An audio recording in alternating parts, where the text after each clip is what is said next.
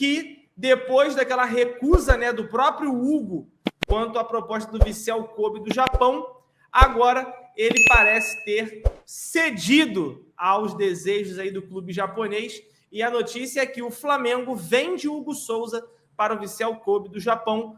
O goleiro assinará o contrato nesta quinta-feira. Rubro-negro mantém 50% dos direitos econômicos do goleiro. E aí a matéria diz que os japoneses vão pagar 1,3 milhões de dólares por 50% dos direitos. O Hugo assinará um contrato de 3 anos nessa quinta-feira, e a data para a viagem lá para assinar o contrato ainda não foi definida.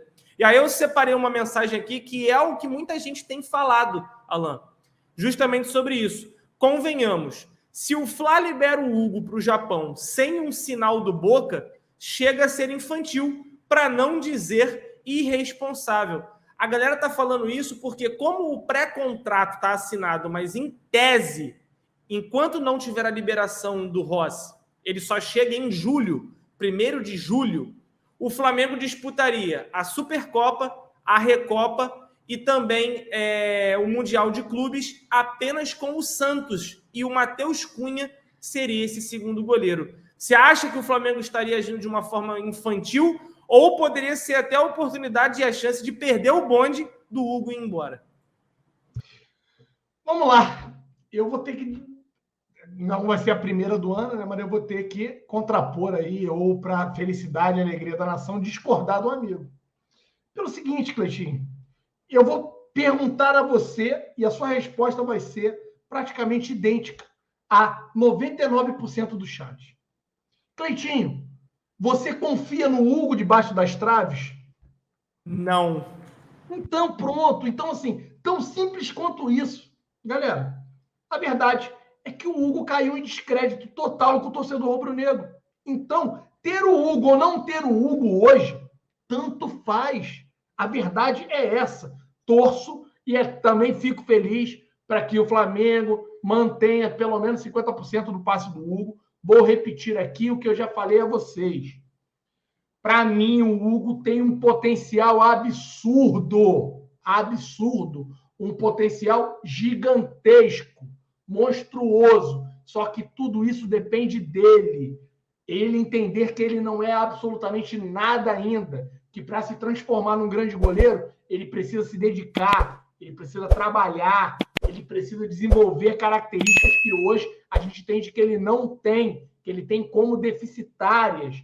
E isso vai depender da pessoa dele. Vai depender e entender que ele precisa concentrar. Ele não pode ficar vislumbrado com o que ele já conseguiu, alcançou financeiramente. Porque se ele se transformar nesse grande goleiro, que o potencial dele nos mostra ser capaz, ele vai ganhar pelo menos 5 vezes mais dinheiro do que ele ganha hoje. Então, isso está na conta dele. Mas, mediante a pressão feita aqui no Flamengo, os erros, os equívocos que ele já cometeu, a desconfiança que o torcedor rubro-negro tem, ele sair ou ficar é indiferente. Tanto, Cleitinho, que o goleiro que está sendo preparado para iniciar o Carioca poderia ter sido muito bem ele, mas está sendo o Matheus Cunha. Está sendo o Matheus Cunha. Isso por si só já deveria ser uma prova a todos os rubro-negros de que o Hugo não tem mais espaço no Flamengo. De que o caminho natural para o Hugo seria, né, uma saída por empréstimo, uma venda como está sendo feita. Então, eu não vou concordar com o amigo e acho, Cleitinho, que o Flamengo faz certo. O Flamengo vai rentabilizar, vai colocar, né, um pouco de dinheiro no bolso, vai permanecer ainda com o passe, com 50% do passe do jogador, caso ele consiga, né, focar, se desenvolver lá no Japão e se transformar nesse goleiro que eu entendo ele tenha potencial de ser um dia, a gente ainda vai conseguir rentabilizar mais à frente. Mas se segurar a transação, inviabilizar pelo fato do Rossi não ter chegado ainda, eu também não faria isso.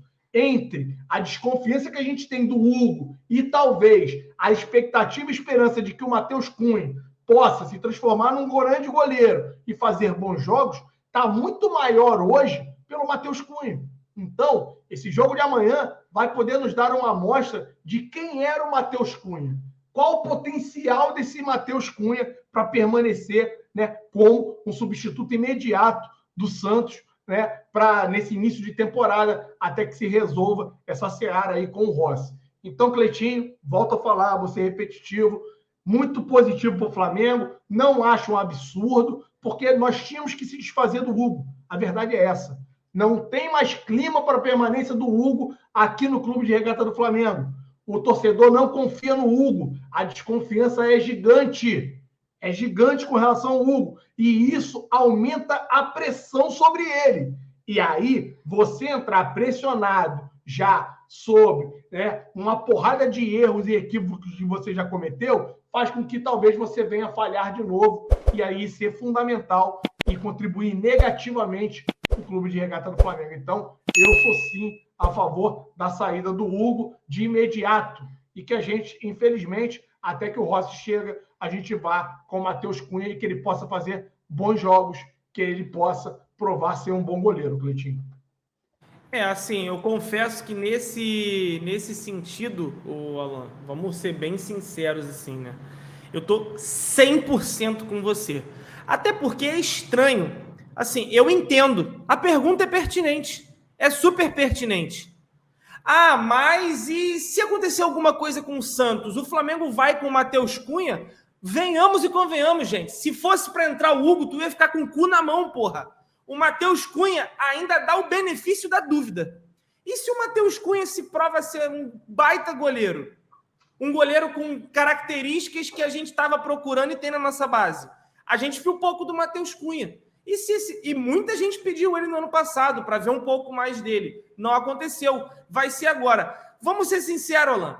Você sente mais segurança no Matheus Cunha, por exemplo, disputando o segundo jogo da Recopa, porque o Santos foi expulso no primeiro, ou no Hugo? Não, é o que eu estou te falando, Cleitinho. O Hugo a gente não tem mais perspectiva, não tem confiança. Então, entrando ele ou o Matheus Cunha, a insegurança vai permanecer. Assim, a gente não tem segurança no Matheus Cunha como não tem no Hugo. O problema é que o Hugo já deixou a desejar várias vezes. E nas oportunidades que teve, entrou mal ainda. Nos jogos finais, que o Dorival acabou colocando o Hugo ali, a gente viu um goleiro que permanece com os mesmos equívocos, com os mesmos defeitos, com os mesmos erros. Então, não tem mais condições do Hugo, infelizmente, permanecer no Clube de Regata do Flamengo. Posto isso, Cleitinho, o Matheus Cunha a gente vai conhecer agora. A gente já viu alguns jogos do Matheus Cunha, mas a amostragem é muito curta. Ele foi bem, ele não comprometeu, não falhou nos jogos que eu vi do Matheus Cunha. Então, ele agora vai ter, nesse início de ano, a oportunidade de se mostrar um pouco mais para o torcedor rubro-negro, de forma correta. Se entendesse que o Hugo deveria ser o cara, estariam trabalhando o Hugo para iniciar o Carioca e não o Matheus Cunha. E isso não foi feito. Se isso não foi feito, é porque o Hugo claramente estava fora dos planos rubro-negros. E aí, o Nelson, que está sempre com a gente aqui, vou deixar um abraço para o Nelson também, né? Ele falou assim, cara, deveriam ter renovado com o Diego Alves por mais 6 meses então. Também não concordo, Nelson. O Diego Alves estava muito mal. O último jogo do Diego Alves foi bom. Sim, ele fez grandes defesas. Sim, muitas delas, ele bem posicionado, a bola foi, né, em cima dele. Ele fez uma defesa boa. Não dá. Com todo respeito ao Diego Alves, acho que o Diego Alves tem que ser respeitado no Flamengo. Foi nosso craque em 2019. Foi o goleiro que conseguiu agarrar os pênaltis contra o Emelec. Foi o goleiro que fez uma baita defesa no chute do Cebolinha. Ele foi sensacional em 2019. 2020 caiu muito, 2021 mais ainda, 2022 ele não jogou. Desculpa, você ter que renovar por mais 6 meses, Nelson, com todo respeito ao amigo, para ter um goleiro que a gente nem sabe se vai ter condições de jogo porque se lesiona só de respirar, não dá. Não dá, é jogar dinheiro fora. E lembrar que o salário do Diego Alves é um salário alto, de 550, 600 mil reais. Então, não dá para que a gente, né, prorrogasse o contrato com o Diego Alves, né, até que chegasse o Rossi. O Flamengo mapeou o mercado, o Flamengo identificou um substituto, o Flamengo identificou um bom goleiro. Hoje eu vi uma entrevista do Filiol elogiando demais o Rossi, falando que se trata de um bom goleiro, falando que à época ele se arrependeu de ter saído do Flamengo, ficou muito pouco tempo aqui, deveria ter ficado mais tempo. Então, vamos um pouquinho com calma. Não dá para ficar nesse desespero. E aí, eu vou trazer um outro fato. Quantos jogos o Santos jogou ano passado?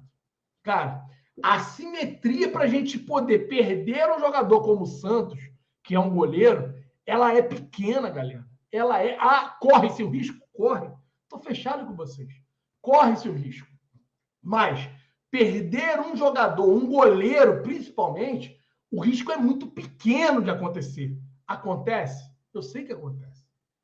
E a gente está falando de um primeiro trimestre, que a gente vai ter decisões, que é o caso do Mundial, que é a Recopa e o jogo do Palmeiras. Então a gente está falando o seguinte, Cleitinho, a gente está falando de um jogo que é a Supercopa do Brasil, que vai acontecer agora, dia 28.